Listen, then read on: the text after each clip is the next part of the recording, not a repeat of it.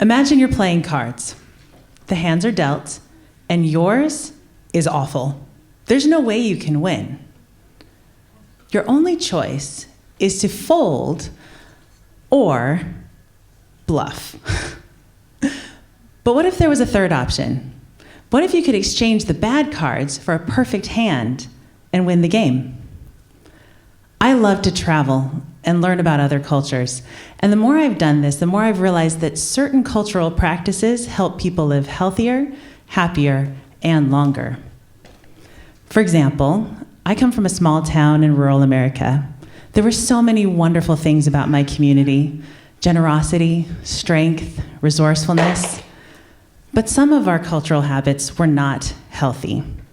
When a Danish foreign exchange student came to live with my family, she said her biggest culture shock was that she'd never seen anyone eat so much cheese.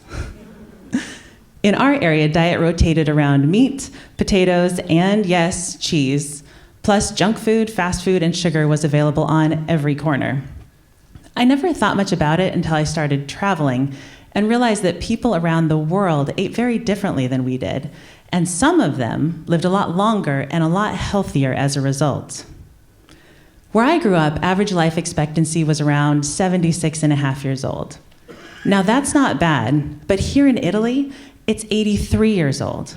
That's almost 7 extra years of life, and it all comes from simple differences in diet and lifestyle. Another example. In America, many middle-aged and older adults struggle to sit down and get back up off the floor. But in Japan, traditionally, the same generation gets up and down off the floor all day long without any issue at all. The difference is not genetic. It's the result of different lifestyle practices. And it may not seem like a big deal, but researchers have found that a simple sitting-rising test that measures a person's ability to stand up off the floor without bracing themselves can predict mortality in middle-aged and older adults. We were all born into certain cultures, beliefs, and traditions, and we all get the blessings and consequences of that fate. That's the hand we were dealt. But do we just have to accept the cards we were given?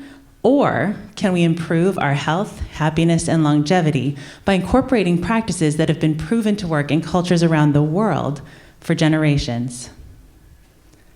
I didn't want to just accept the cards I'd been given.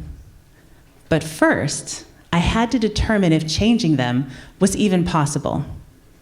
So I decided to conduct an experiment. I selected a dozen of the world's best cultural practices and committed to living them all for 30 days.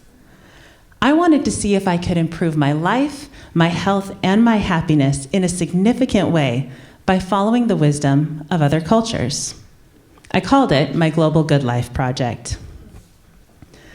The practices I picked are hygge, the Danish practice of cultivating coziness; shinrin-yoku, or forest bathing, the Japanese practice of absorbing the forest atmosphere; the Zen Buddhist practice of keeping a sparkly clean and orderly living space; bella figura, the Italian practice of dressing well and presenting one's best self to the world; eating a plant-based diet with at least 1 cup of beans per day from the world's blue zones, where people enjoy greater health and longevity; the practice of sitting, eating, and working on the floor from traditional Japanese culture; walking everywhere and doing everything manually from the world's blue zones; zazen, Zen Buddhist meditation from Japan; siesta, a short afternoon nap from Spain; the practice of growing things from the world's blue zones;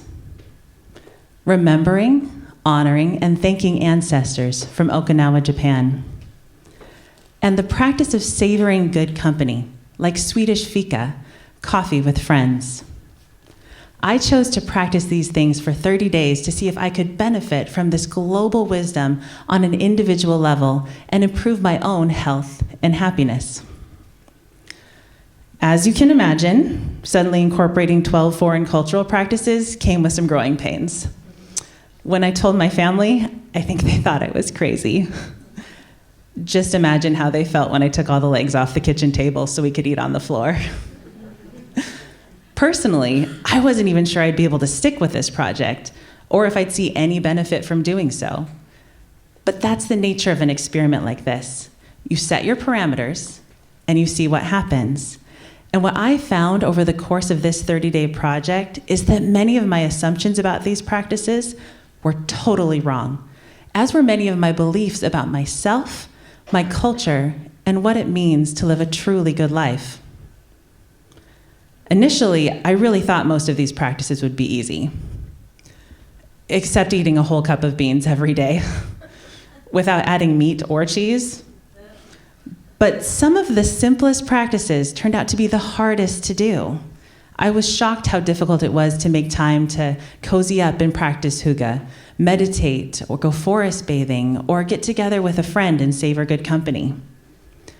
In fact, the practice I failed most wasn't eating a whole cup of beans every day or doing everything manually. It was taking a nap. To reiterate, the hardest part of this project, and the thing I failed most, was taking a nap. I soon realized that the restorative practices were even more at odds with my cultural programming than the food I ate. My American love affair with accomplishment culture made practicing these things feel like a total waste of time. It took completing this project to realize that not only is this not the case, they are in fact the building blocks of health and happiness. Another reason the restorative practices were so difficult is that they weren't built into my daily routine. Those that were much easier to incorporate. I just had to make some changes. I was already sitting, I just had to sit on the floor. I was already cooking meals, I just had to make them plant-based. I was already going to the store, I just had to walk instead of drive, which was a plus anyway, because I didn't have to find parking. All these things took was a small change in what I was already doing to see success. Similarly, practices that demanded my attention were much easier to maintain. If I didn't meditate or practice hygge, nothing happened. But if I didn't water the plants, they died. Necessity is a wonderful motivator. We just have to learn how to use it to our advantage. So, did this project increase my health and happiness? Well, unsurprisingly, eating a plant-based diet gave me more energy, better digestion, and I ended up 10 pounds lighter without even trying. Walking everywhere and doing everything manually likely helped too, and I was surprised by the sense of joy and freedom it gave me. Dressing for Bella Figura made me feel extra good, and even when the summer sun turned to fall rain and it became harder and harder to steer away from those sweatpants, dressing my best made me feel more optimistic about the day ahead. Although my brain jabbered like a demented monkey every time I meditated or practiced hygge, my mental clarity improved over time. Strangely, I noticed the same benefit from manual labor and cleaning. And while I didn't achieve enlightenment scrubbing toilets, I did find an unexpected happiness by changing how I thought of cleaning, not as a dreaded chore, but as a meditation. And my parents would be glad to know that after 40 years, I'm finally making my bed every day. My experience with forest bathing validated many studies that have linked time in nature to increased well-being and decreased stress.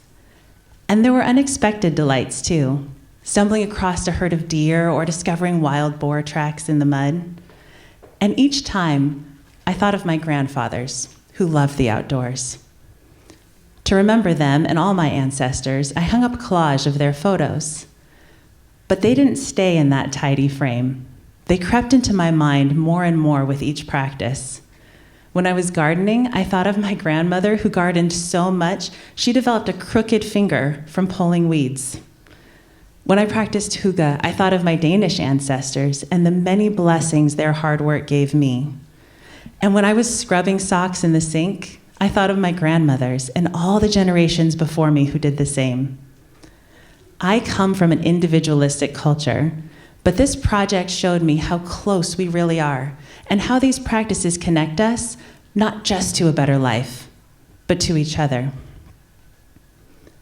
Of all 12 practices, the one that surprised me most, the one that made the biggest impact, was the simple act of sitting on the floor. I thought I was in good shape, but getting up and down off the floor multiple times a day and sitting upright with no support showed me otherwise. Whenever I sat for more than 10 minutes, I'd find myself swaying back and forth just to try and relieve my aching muscles. But over time, my strength and stamina increased. I didn't introduce a new workout, I just changed where I sat. Now I can pass a sitting rising test with a perfect 10, but more importantly, I see why this ancient Japanese practice kept people healthy, flexible, and strong well into old age.